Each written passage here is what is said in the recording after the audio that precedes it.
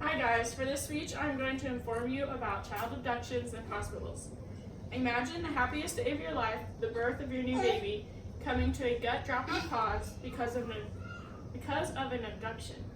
As much as we'd like to think that child abduction will never happen to one of us, it does and could, which is why hospitals have general precautions and specific prevention plans for all involved, even with a small statistical number over the past 6 decades. First, we're going to go over precautions for labor and delivery and nursery units that everyone should know. Secondly, the more detailed prevention precautions begin to accumulate. And lastly, we'll go over the overall statistics. Child abductions can be a touchy subject for some, but all need to know the preventions and precautions taken in the overall statistics, so let's start with the common knowledge. According to Randy Miller from Nursing 2019, privacy of labor and delivery and nursery patients, locked units, and incident response plans are necessities when preventing child abductions from hospitals. First, we go over HIPAA. Note, of course, HIPAA, you can't have any names, talk about a patient. This is also important for labor and delivery and nursery patients. No documents need to be visible to the public. And also for any visitor, you need to do an assessment, asking them questions, why they're here, who they're here to visit, and secretly observing their behavior from when they enter the unit to when they exit. And also keep in mind to have a physical description of the visitors. Also, every visitor needs to be escorted to each unit. Electrical prevention plans. We have a locked unit that has security cameras, alarms, and tracking systems. Some ID bracelets have alarms for when an infant leaves the hospitals, and the locked units can only be opened with a staff ID badge. Lastly, we have an incident response plan where staff members need to know their responsibilities when being prepared for a child abduction and need to know the code that needs to be called if a possible child abduction occurs. Now that you have learned the general preventions, let's now go into more detail. According to the National Center for Missing and Exploited Children, proactive actions from staff is the more detailed necessity when coming by preventions of child abductions in hospitals. First, we always have identification on the infant and mother, such as ID bands that have the ID number that match on all 4 bracelets. And the infant wears 2, one on the arm, one on the leg. The mother has one and the father has one. We also do prints of the infant right after birth. We use the infant's footprints, the mother's thumbprint, and right after birth we also do an initial infant assessment. Some hospitals do colored photographs, and every hospital with the staff is supposed to do physical assessments of the infant.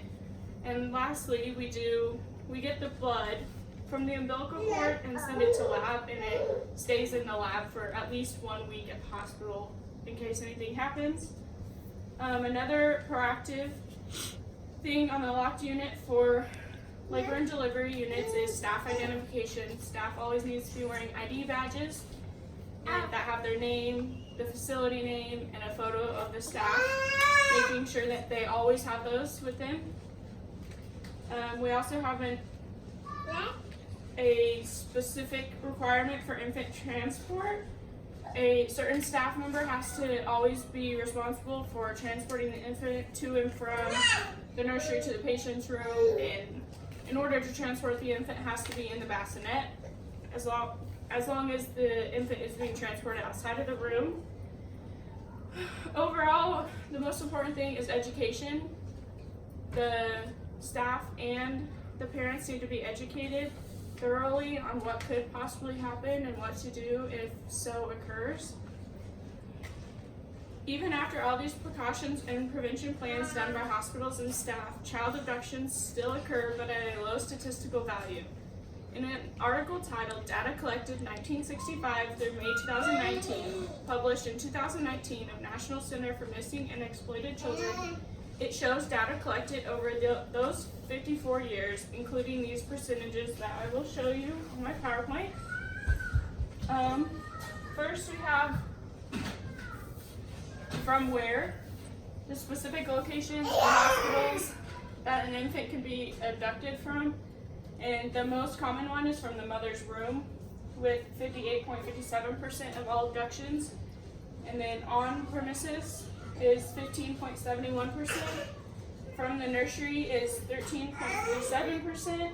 And from the pediatrics is 12.14%. So as you can see, there are multiple different places that an infant can be abducted from. And next we'll go into by who that the child can be abducted from.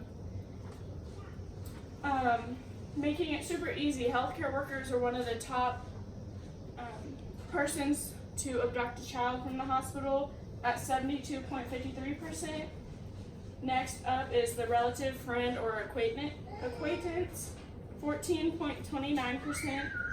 And then we have a couple small percentages from business interaction, social media, social worker, government, and other methods. The total number of infant abductions from hospitals over the past 54 years is only 140 abductions total. But overall, we still need to have precautions for them no matter what. Hopefully now you're able to understand the many precautions taken in hospitals and actions done by staff in order to be proactive for child abductions in hospitals. First, we started with general, going into the deeper, more detailed precautions of all aspects, and ending with statistics. The first main idea I talked about was common knowledge, preventions in hospitals that almost everyone knows and knows of. Then we dug a little deeper into all the precautions done and taken by staff. Lastly, we talked about statistics that should be known and are important, although it is a small number. As much as we all as humans do not want to think about child abductions in hospitals, they are real and happen in our world today. So prevention and precautions need to be known by everyone. Thank you.